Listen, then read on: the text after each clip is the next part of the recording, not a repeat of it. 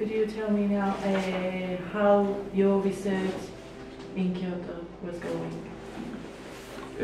Yes, we have our theme and our task is to investigate Kyoto as a sustainable ecological city.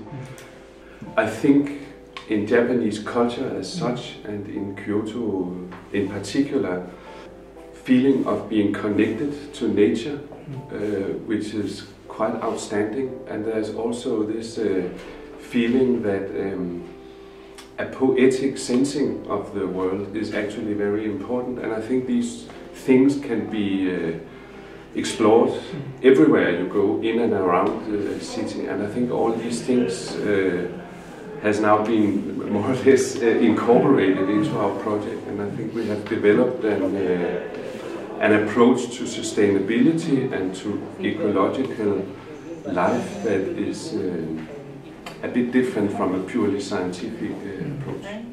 We have worked with remodeling and not an old Japanese house, but one from the 80s. One that is, I think it's from the 80s or 70s, but a fairly recent house. More actually within landscape and infrastructure.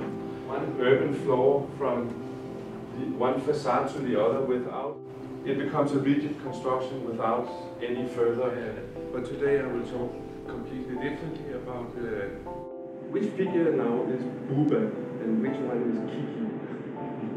We have a little one of how we have made cuts into the decks, and we can put up this high wall that the circulation is turning around all the time.